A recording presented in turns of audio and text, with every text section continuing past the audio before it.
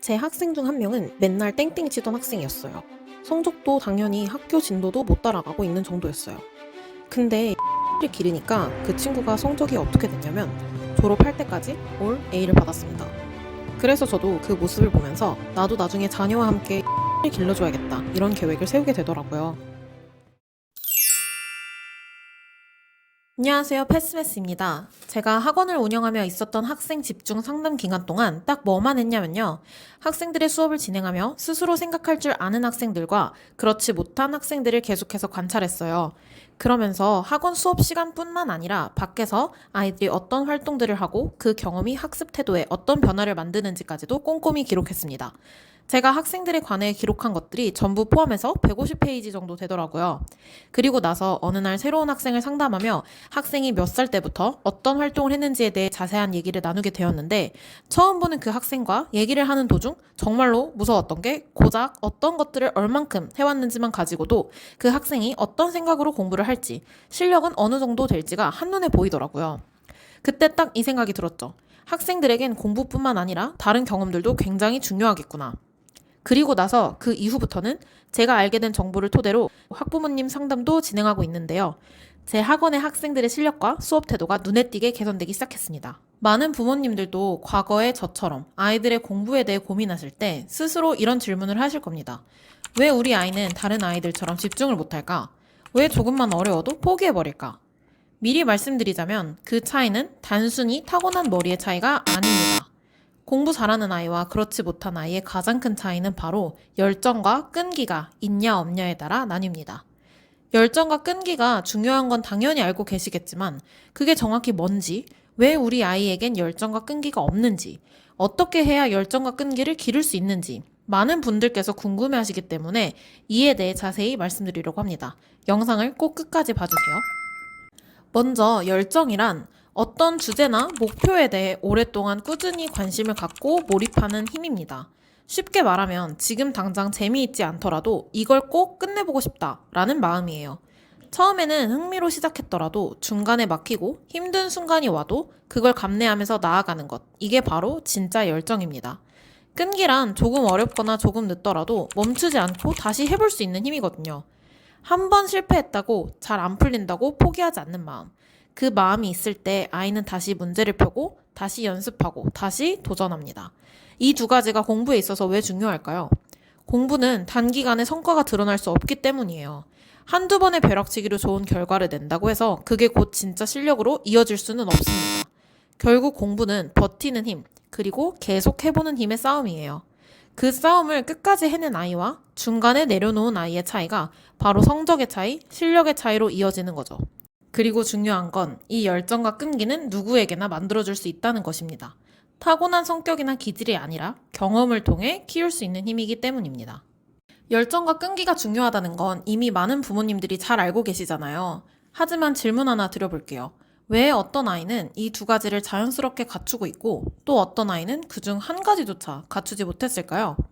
지금까지는 많은 분들이 아이가 게으르거나 의지가 약해서 그렇다고 생각하실 수 있습니다. 하지만 절대 그렇지 않아요. 아이들이 열정과 끈기보다 포기를 먼저 배웠기 때문입니다. 어렸을 때 어떠한 어려운 일들이 닥쳤을 때 스스로 해결해보는 대신 누군가가 대신 해결해줬거나 힘들어서 포기하려 할 때 그대로 포기하게 둔다면 그 아이는 끝까지 해보는 경험 없이 자라게 됩니다. 결국 열정과 끈기를 발휘할 기회조차 갖지 못한 채 힘들면 멈추는 게 맞다라는 태도를 먼저 학습한 거죠.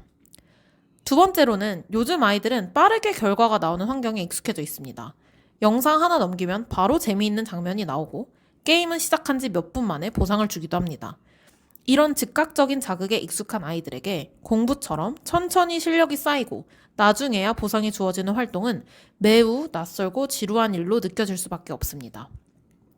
열정과 끈기가 무엇인지도 이제 알게 되었고, 왜 열정과 끈기를 가지고 있지 못한지도 알게 되었는데, 그렇다면 어떻게 해야 열정과 끈기를 기를 수 있을까요?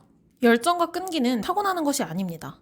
이것들 또한 반복된 훈련과 경험을 통해 만들어지는 습관이자 태도입니다. 그렇다면 구체적으로 어떻게 훈련할 수 있을까요? 가장 좋은 방법은 작은 과제부터 큰 과제, 하나하나 끝까지 해내는 경험을 해보는 것입니다. 퍼즐 맞추기나 블록 조립처럼 시간이 들고 인내가 필요한 활동도 좋습니다. 처음엔 잘 안 되다가도 결국 완성해냈을 때 아이는 말로 표현할 수 없는 성취감을 느끼게 되고 나는 해낼 수 있다는 자기 확신이 생기며 동시에 자기 자신에 대한 믿음과 신뢰가 형성됩니다. 이 신뢰는 공부뿐만 아니라 아이가 앞으로 살아가면서 스스로를 믿고 도전할 수 있는 건강한 자존감의 밑바탕이 됩니다. 그리고 그 자존감 위에서 아이는 다시 새로운 일에 도전하고 다시 한번 끝까지 가보는 경험을 하며 조금씩 더 단단한 열정과 끈기를 통해 성장하게 됩니다. 또 하나 강력한 방법은 바로 팀 활동입니다. 특히 축구, 야구 등의 팀으로 움직이는 운동 활동은 아이가 아무리 힘들고 어려워도 스스로 포기하지 않고 더 열심히 해보려는 환경을 만들어줍니다. 내가 힘들면 옆 동료들이 같이 격려해주고 내가 잘 못하더라도 친구들이 나를 도와줍니다. 반대로 친구와 팀이 어렵고 힘들 땐 내가 지금보다 더 힘내서 도와주고 이끌어 가야 하죠. 이런 상황 속에서 아이는 자연스럽게 끈기 있게 버티는 방법과 끝까지 해보는 힘을 배우게 됩니다. 팀 안에서의 역할 수행은 단순히 운동 실력보다 훨씬 더 큰 걸 키워줍니다. 나는 중요한 사람이야. 내가 포기하지 않으면 이길 수 있어. 라는 강한 책임감이 생기고 그 책임을 끝까지 해냈을 때 아이는 훨씬 큰 성취감과 함께 더 강한 열정과 끈기를 갖게 됩니다. 이런 경험들이 반복되면 아이는 결국 아무리 어려운 일이라도 끝까지 한다면 해결할 수 있다는 믿음이 생기고 그 믿음은 공부에도 아이의 삶에도 그대로 이어지게 됩니다. 하지만 여기서도 중요한 점이 있습니다. 퍼즐놀이, 팀 활동 등 앞에서 제시한 것들을 그저 하고만 있지는 않은가 생각해 봐야 합니다. 숙제를 하다 힘들다고 부모님이 대신해주고 달리기를 하다가 더 뛰기 힘들다며 걷고 있고 모든 것들을 그저 힘들다고 포기하게 된다면 그건 단지 활동을 소비한 것이지 열정과 끈기를 훈련했다고 할 수는 없습니다. 열정과 끈기를 기르기 위해 가장 중요한 것은 목표를 이루기 위해 얼만큼의 노력과 인내가 담겨 있는가입니다. 목표한 것을 끝까지 해내기 위한 엄청난 노력과 중간에 수없이 찾아오는 포기의 유혹을 견뎌낸 경험이 반드시 들어가야 합니다.